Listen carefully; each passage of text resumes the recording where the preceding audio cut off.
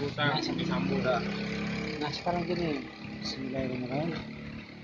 Marilah kita bertanya pada diri kita masing-masing, baik yang berilmu tauhid ataupun tidak, apa makna tujuan Allah menjahirkan manusia di muka bumi? Salah satunya manusia wajib mengenal Allah, salah satunya. Ya, sesudah manusia mengenal Allah, baru secara fitrah manusia disuruh Allah untuk bekerja, mencari ini dan itu, termasuk ilmu. Tetapi di dalam kita mengenal Allah, kalau kita sudah mengenal Allah, disitulah kita dibimbing di jalan yang benar. Apa tujuannya? Supaya manusia itu tidak lupa fitrahnya ke dunia ini, mengenal Allah dan mencari Allah. Apa sebab saya bilang, pada saat kita berada di rahim ibu, disitulah kita diberi 4 hal. Itu sebenarnya tadi, nasib, jodoh, rezeki, dan kematian. 4 hal ini baik dia agama Kristen, Hindu, Buddha, Islam, dan lain-lain, bahkan sekalipun orang yang hidup di tengah hutan, dia tidak akan lepas dari 4 hal apa yang sudah digariskan di rahim ibu oleh Allah Subhanahu wa Ta'ala. Tetapi dalam perjalanan manusia di muka bumi, mereka paling condong adalah cari jodoh, ya kan, rezeki dan nasib. Sudah paling condong manusia itu. Kematiannya lupa. Nah, hal kematian kecil mau dicari, sangat kecil mau dipelajari ilmu hal kematian. Sedangkan fitrahnya manusia, supaya kita sempurna di hadapan Allah, pulangnya harus mengenal Allah. Balik lagi saya bilang, 3 hal ini yang betul condong kepada manusia. Kalau 3 hal ini selalu manusia mengejar, maka timbullah kesombongan. Itu saya bilang tadi, merasa dia yang kaya, merasa dia yang berilmu, merasa dia yang lebih benar, bahkan merasa dia yang paling hebat. Karena 3 hal ini. Balik lagi ke hal kematian.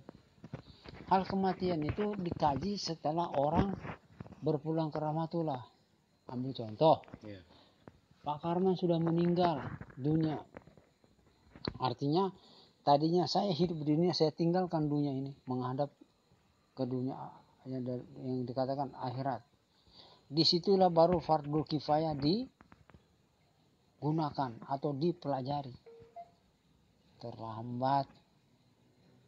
Sedangkan fardu kifayah itu saat kita masih hidup, disitulah kita pelajari.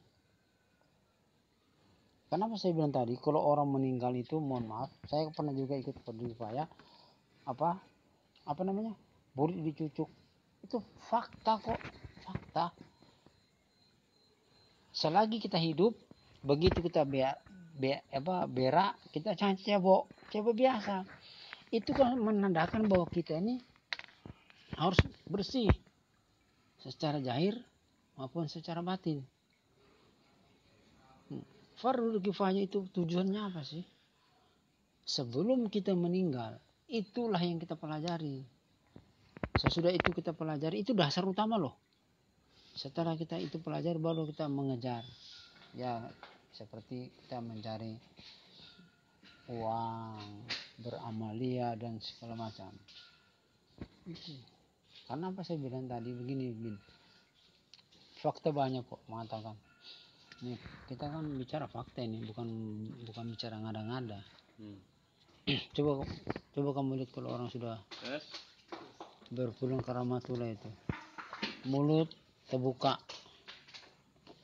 hidung disumbat, ya, kuping disumbat. Menandakan apa?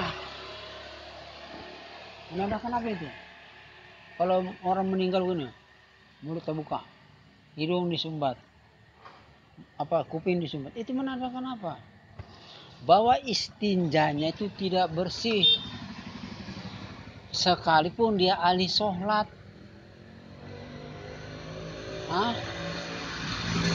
Sekalipun dia ahli sholat. Fakta paman saya itu kurang apa lagi? Sudah haji, imam di masjid, meninggalnya ini keluar semua kotoran dari hidung, kuping, sampai apa buktinya? Istinjanya tidak bersih. Kalau orang Bugis bilang apa? Saya tanja kau, saya tinja. Bugis bilang saya tinja. Kalau bahasa Indonesia istinja. Istinja itu arti pembersihan secara batin dan zahir. Maka saya bilang lagi, sempurnakan dulu batin kita, barulah kita sempurnakan zahir kita. Itu yang benar. Karena awal-awal yang diadakan Allah Subhanahu wa Ta'ala adalah batin. Barulah zahir. Zahir itu hanya sebagai tempat sebenarnya. Wadah. Kalau wadahnya kotor, bagaimana batin mau bertahan di wadahnya? Tidak bakal. Nah, kalau batinnya, zahirnya bersih, batinnya bersih, barulah Allah Subhanahu wa Ta'ala mau mendiami di situ. Barulah itu dikatakan rumah Allah atau Baitullah. Disitulah tempat persembahyaan Allah Ta'ala. Contoh Nabi Muhammad, dia zahir batin luar biasa bersihnya. Itulah kenyataan Allah sebenarnya. Bukti beliau meninggal tidak tersiksa. Beliau, saya bilang, dia meninggal tidak tersiksa. Maka waktu beliau mau meninggal, umati, hai umatku, ingatlah.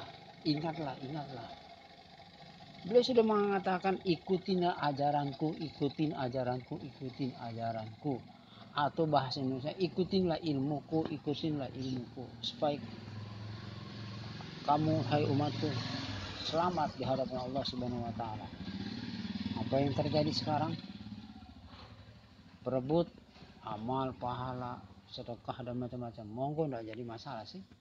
Kalau orang mau beramal itu hak orang.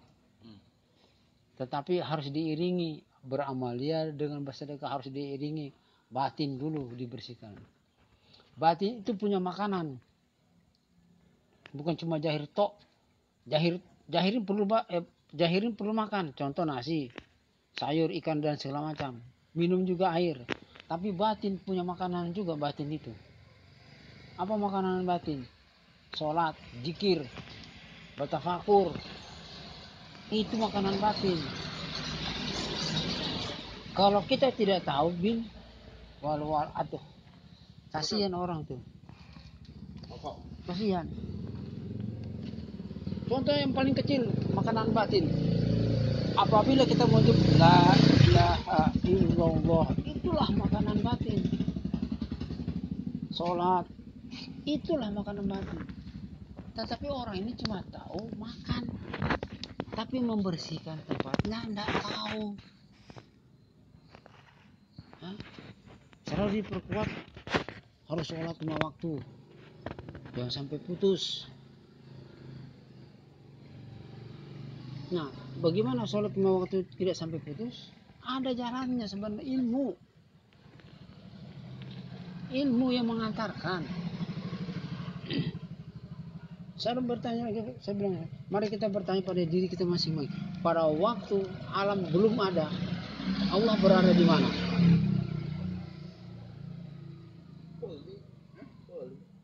Pada waktu alam semesta belum ada, Allah berada di mana? Yang jelas saya kasih tahu sedikit.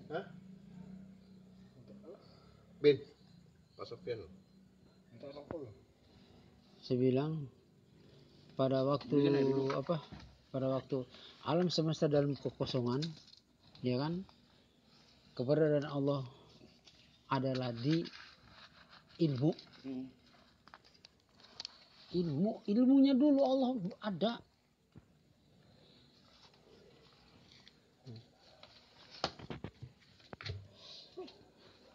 Ilmunya Allah.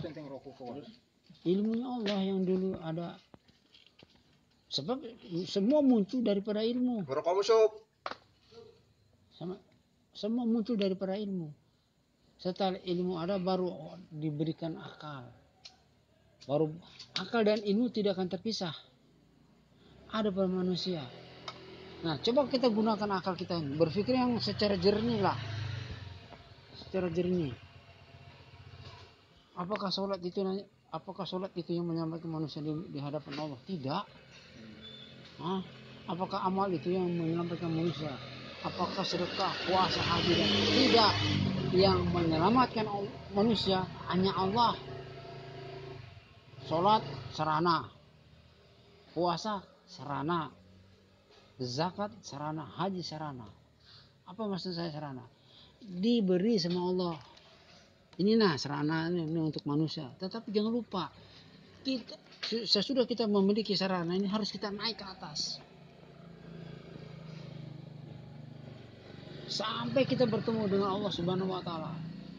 Sedangkan bertemu ada dua, ada secara langsung, ada yang secara tidak langsung. Contoh seperti kita bertiga. Kita sudah bertemu dengan Allah melalui ilmu. Ilmu dulu kita, lewat ilmu dulu kita bertemu dengan Allah. Nanti kita mau bertemu dengan Allah setelah karman diucapkan innalillahi wa inna ilaihi rajiun, itu langsung bertemu dengan Allah kita.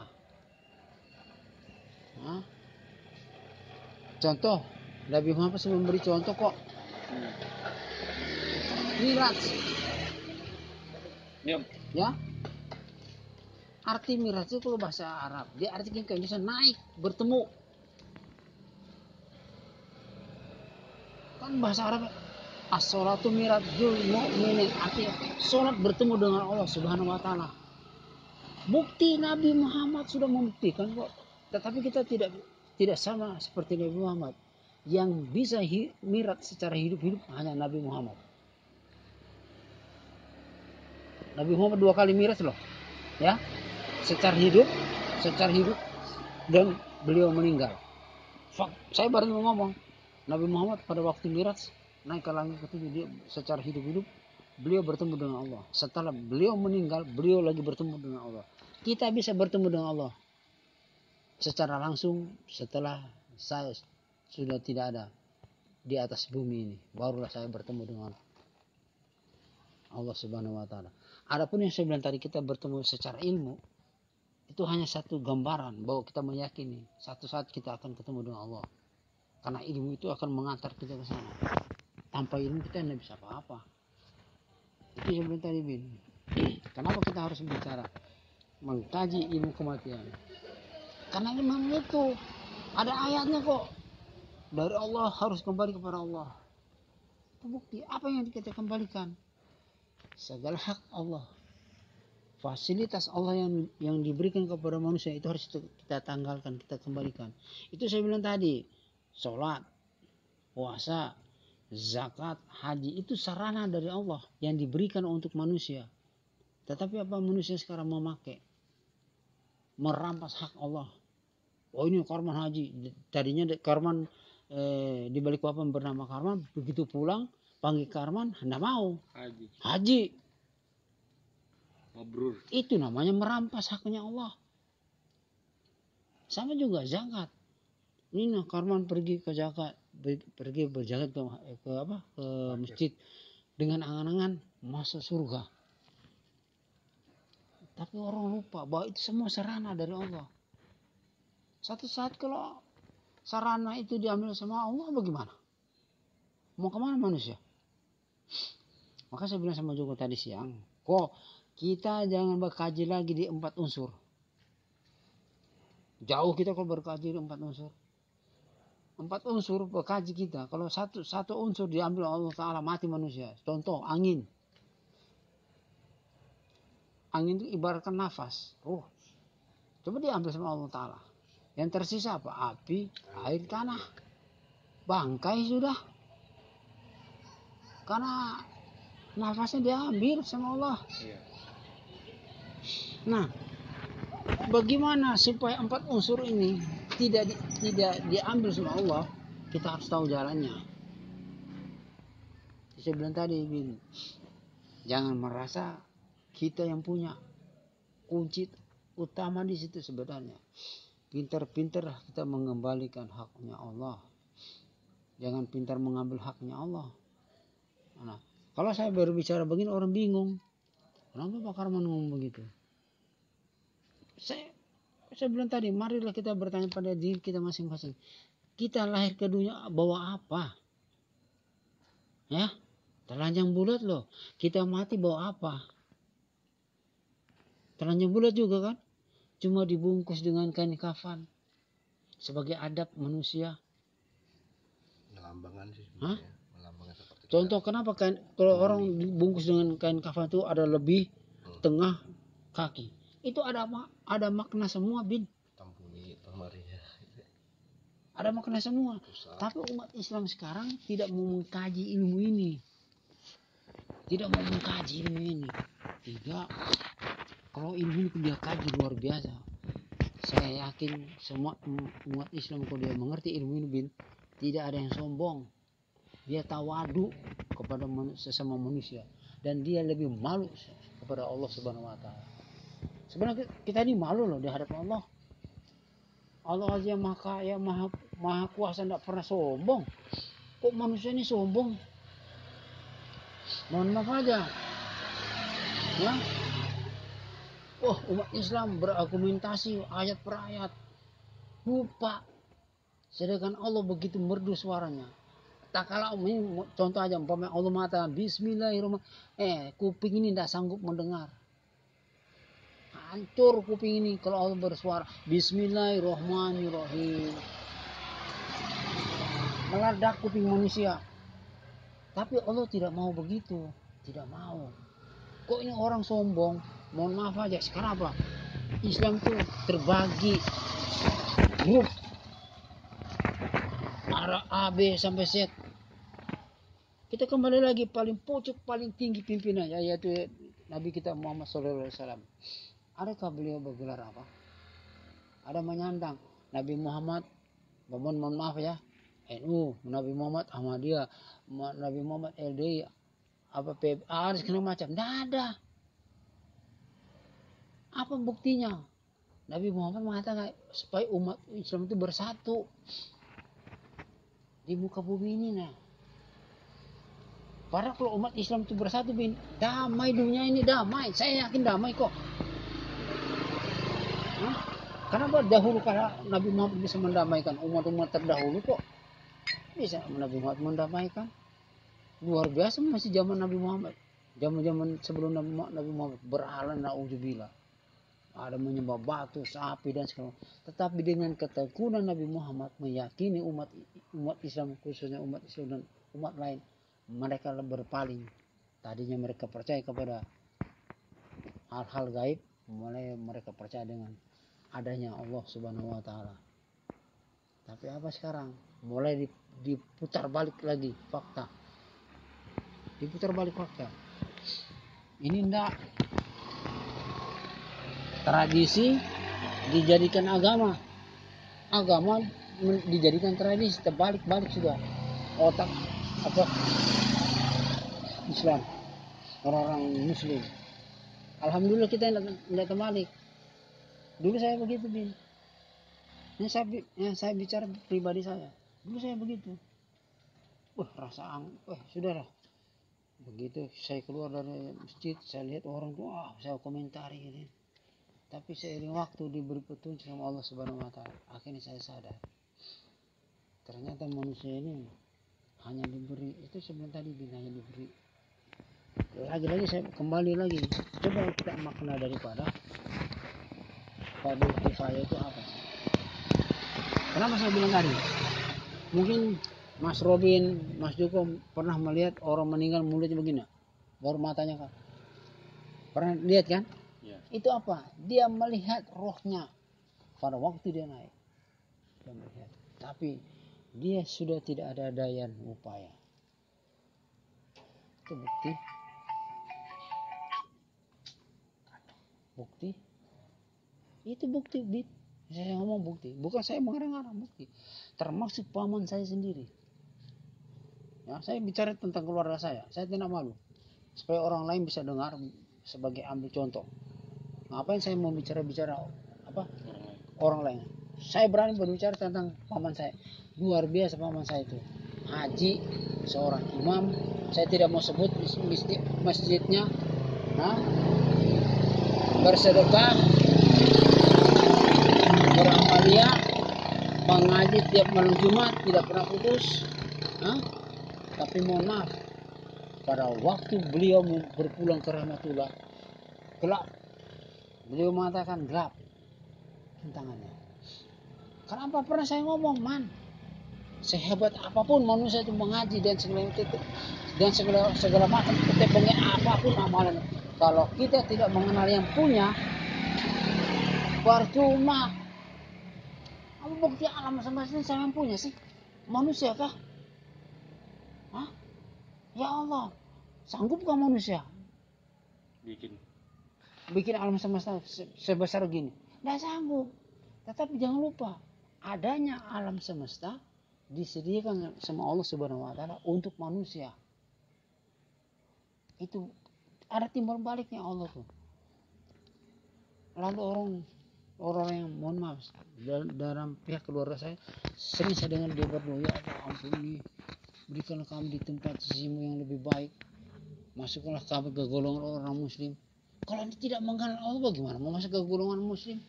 Bagaimana? Tidak bisa. Ya kan? Sang pencipta aja dia tidak kenal. Hah? Lalu orang bingung, takut. Oh gila lah. Masa kita kita bisa melihat Allah. Secara nyata Allah tidak bisa dilihat. Secara nyata. Tetapi jangan lupa, kenyataan Allah bisa dilihat. Buktinya apa? Manusia. Itu kenyataan Allah loh menciptakan. Termasuk ini nah. Ini ciptaannya Allah. Ini kenyataan kan? Kenyataan ciptaannya Allah maksud saya. Dan kita jangan mengakui Allah. Jangan. Manusia tetap manusia. Allah tetap Allah. Sesuai dengan surah Al-Araf 172. Alastu birabbikum qalu bala sayyidina. Allah mengatakan, kau tetap hamba, aku tetap Allah. Tetapi Allah bilang, apabila engkau lahir ke dunia, hendaklah engkau cari aku. Apabila engkau menemui aku, akan kubunuh engkau dan akulah gantinya. Itu bahasa. Diartikan Arab. Apabila engkau menemui aku, maka akan kubunuh engkau dan akulah gantinya. Tapi Allah mengatakan, apabila orang itu bertemu denganku, maka dialah kekasihku. Tetapi apabila orang itu tidak bertemu denganku, maka dia adalah musuhku. Itu kata Allah. Cari aja di Al-Quran. Fakta kok. Barulah manusia beribadah dan segala minta balasan dari Allah. Nggak sadar manusia itu loh. Nggak sadar. Nah kadang-kadang kan saya tidak mau menyalahkan siapa-siapa. Tidak. Seharusnya sebagai pimpinan umat Islam haruslah pintar-pintar menjelaskan kepada umatnya supaya umatnya jangan salah tafsir, jangan salah mengartikan. Allah Ta'ala kurang apa lagi sama kita. Kita sudah dilahirkan, dihidupkan, diberi apa keinginan oleh manusia, sudah dicukupkan sama Allah. Manusia di muka bumi, baik dia miskin maupun kaya, tetap disediain sama Allah. kok tiba-tiba mau minta balasan dari Allah? Ini kita bicara logika aja. Macam sebelah, marilah kita kembali pada diri kita masing-masing. Sanggupkah manusia membalas kebaikan Allah Subhanahu wa taala? Hah? Jangan satu rambut, satu biji pasir aja kita tidak sanggup. Tidak sanggup kita balas. Tetapi begitu Allah dan rahimnya, tetap manusia diberi jalan supaya dia bisa bertobat kok di hadapan Allah. Kalau masalah rezeki bin, itu Allah sudah ngatur kok. Tinggal kita yang berusaha. Itu saya bilang sama kamu orangnya bagus, tapi kebaikan itu juga terlalu baik tidak baik bagi diri kita. Bisa juga orang memanfaatkan kita. Semakin kita memberi kebaikan itu, kalau kita tidak bisa mengontrol, justru kita mendidik orang itu menjadi malas, menjadi pendusta. Itu berulang-ulang kali saya bilang sama teman-teman. Berbuat baik itu cukup sekali. Kita contoh gini, ada orang minta tolong, saya mau ini. Umpamanya dia bilang, saya ini mau anak saya mau bayar SPP. Panggillah anaknya sama orang tuanya. Ayo kita sama-sama ke sekolah biar saya bayar. Wujudkan kebaikan itu, kasih perlihatkan orang itu supaya dia tidak orang lain dia gitukan. Ini maksud saya. Itulah yang diajarkan oleh Nabi sebenarnya. Nabi itu kurang apa lagi bin? Kata begini. Nabi Muhammad tahu kok persahabat-sahabat itu berkata di hati dan tahu orang mau berniat sama dia, tahu dia, dia kekasihnya Allah kok. Kekasihnya Allah. Sudah jaminan beliau sudah enak di surga. Kok kita wani-wani yang ngotak-ngatik Nabi Muhammad nggak kayak tadi malam ceramah beristri Allah Akbar. Nabi Muhammad ahli surga. Ini ambil contoh bin ya. Ini saya orang miskin. Haji Galib orang kaya. Pantaskah saya doakan beliau? Pantas? Tidak pantas bin. Diketahui sama Haji Galib. Untuk apa kamu mendoakan saya supaya contoh aja lah. Diketahui sama Haji Galib. Saya bawa uang pemain 10 juta 20 juta. Diketahui sama beliau. Untuk apa man? Uangku masih banyak. Lu logika lo bicara lo. Ya kan? Tapi kalau beliau mendoakan saya itu pantas. Karena memang beliau berduit kok. Ini namanya 20 juta, 30 juta namanya. Pantas memang beliau memang orang kaya. Sama juga Nabi Muhammad. Nabi Muhammad itu ahli surga. Kalau beliau mendoakan umatnya itu wajar. Wajar beliau mendoakan umatnya supaya masuk surga, wajar. Ini kita cari makan aja susah mendoakan Nabi Muhammad. Tetapi kita jangan lupa, kita disuruh mengagungkan beliau, itu wajib. Lewat apa? Sholawat Nabi. Mengagungkan beliau wajib kita agungkan karena kita beliau kok harus kita sanjung beliau. Memang beliau manusia super, manusia pilihan. Tanpa beliau kita tidak tahu ilmu ini. Itu maksud itu tadi kita kembali pada diri masing-masing. Contoh aja, kamu bisa nanti mengerti dan paham setelah kamu menemui ilmu ini dan kamu bisa. Allah Ta'ala tidak bin salah bin. Kata kun fayakun hanya sekali jadi, tidak dua kali. Allah tidak dua kali. Allah tidak akan menciptakan alam baru, alam yang lain, hanya sekali. Apapun bentuk jenis nama itu, seperti alam gaib, alam azam, alam insan, itu hanya nama. Tapi pada hakikat satu kesatuan berada di alam semesta. Allah menciptakan lengkap. Ada yang bisa dilihat, ada yang tidak bisa dilihat. Itu harus kita akui. Sesuai dengan kalimat syahadat. Sesuai. Luar biasa Allah Subhanahu wa taala. Kalau manusia itu sadar sampai ke ilmu ini, yakin saya bilang, tidak ada orang mau berkelahi kok.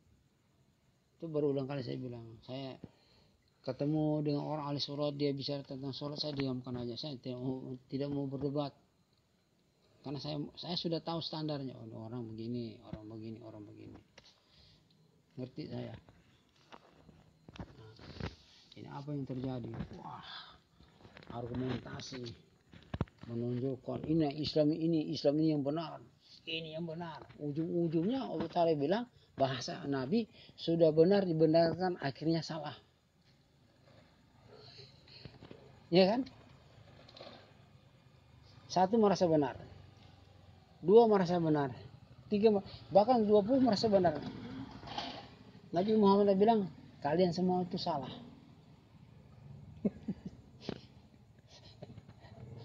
Ada ayatnya kan? Adam, panggil keturunanmu 999 akan kumasukkan ke api neraka. Hanya satu yang selamat. Lalu para sahabat bertanya kepada Nabi, ya Rasulullah, maksudnya Allah Ta'ala apa? Itulah Nabi mengatakan, karena manusia ini merasa benar semua. Allah bilang, tetap kamu salah. Yang benar itu yang berilmukan Nabi Muhammad. Itu yang benar. Maka saya bilang tadi, pernah saya ngomong sama seseorang, setelah Nabi Musa, ya kan? Pada waktu Nabi Musa, 71 golongan. Satu yang selamat, 70 sesat. Nabi Musa. Setelah Nabi Isa, 72 golongan, satu selamat, 71 sesat. Sesudah Nabi Muhammad, 73, 72 sesat, hanya satu yang selamat. Itu fakta, ada kok di nubuat. Surah nubuat. Fakta. Hah? Maka saya bilang tadi, Nabi sudah berkata, orang yang selamat di hadapan Allah, orang yang berilmuku dan para sahabatku. Itu aja. Nabi mengatakan, lain dari itu Nabi Muhammad, saya tidak bertanggung jawab. Ini fakta Nabi. Kalau orang itu sudah sampai ke ilmu Allah, pulangnya tidak menyusahkan orang. Mari kita menyaksikan, terutama di lingkungan keluarga kita dulu, Bin.